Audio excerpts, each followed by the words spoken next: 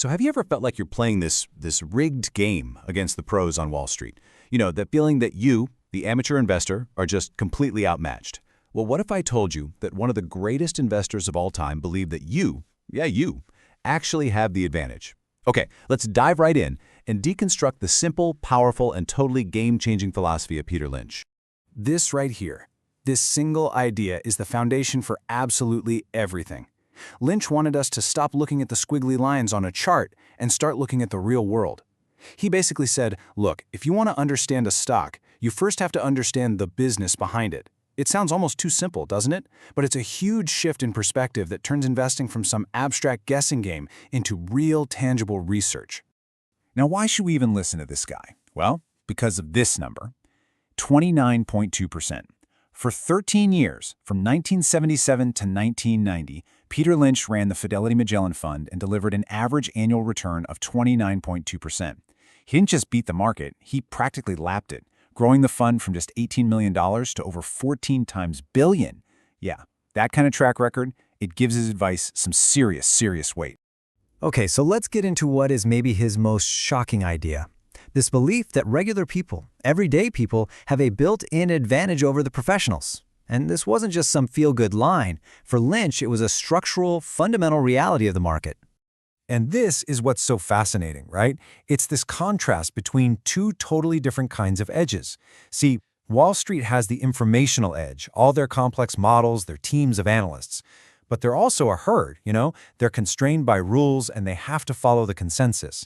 The observant amateur, though, you've got the observational and the behavioral edge. You can use your own unique, on-the-ground expertise as a doctor, a gamer, a parent to spot trends months or heck, even years before they hit some analyst report. I mean, that is a powerful head start. And this quote just brilliantly illustrates his conviction. We live in an age where everyone is told to just buy an index fund and forget about it. But Lynch, he was a huge believer in active, thoughtful investing. He truly believed that if you do the work, you have a real shot at blowing past the averages. For him, passive investing was basically choosing to miss out on those amazing opportunities that you, and maybe only you, are in a position to see first.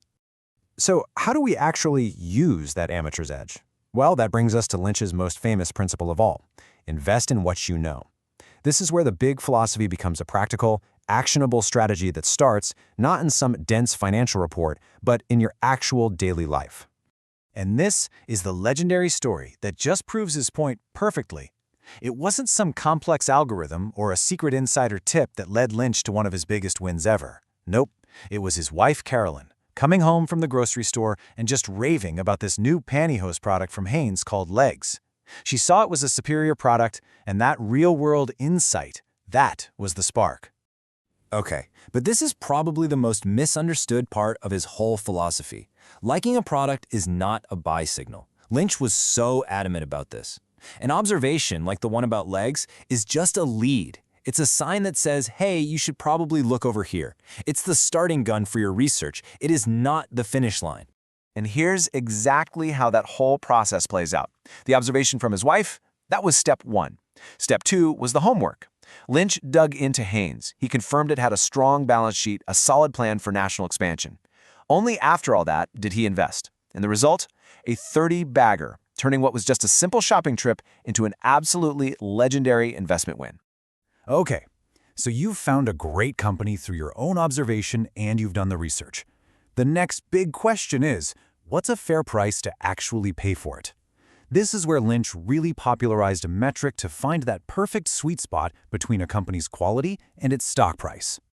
So, most investors start with the P/E ratio. It tells you how much you're paying for $1 of a company's current earnings. And it's useful, for sure, but it's really just a static picture. It tells you where the company is right now, today, but it doesn't tell you a thing about where it's going.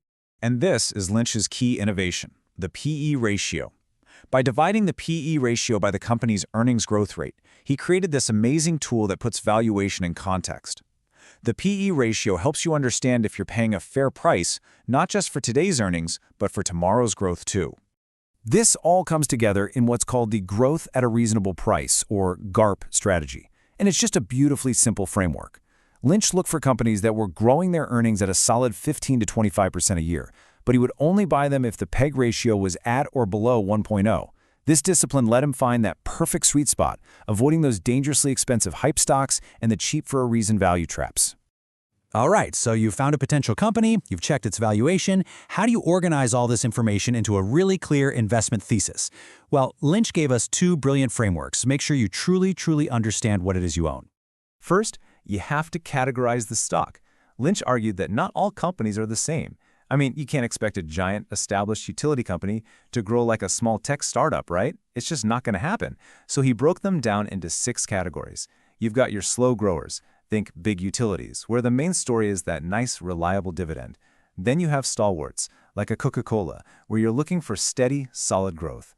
On the other end, you've got the fast growers. This is where you find potential 10-baggers, but you have to be super careful with the valuation. Knowing the category tells you what to expect and stops you from making a huge mistake, like selling a stalwart too early or holding a cyclical company right into a downturn. Next up is the 2-minute drill. This is your ultimate test. Before you buy a single share, you should be able to explain, in 2 minutes or less, why you're interested, what needs to go right for it to be a success, and what could go wrong. Lynch famously said, if you can't explain it to an 11-year-old, you probably shouldn't own it. It's such a simple but powerful filter to make sure you have real conviction. So finally, let's just distill all of this down into some timeless wisdom. These are the core principles that guided Lynch through booms and busts, and honestly, they are just as relevant for us today as they were back then. These rules really get to the heart of it all. The first two are all about mindset. Be patient and see a market panic not as a disaster, but as a buying opportunity. But that third rule, that might be the most important one of all. Everyone has the brain power, but not everyone has the stomach. Lynch believes success in investing was way less about IQ and way more about emotional discipline. And finally, keep it simple. If you can't explain your investment idea with a crayon, it's probably too complicated to be a winner. So I'll just leave you with this question.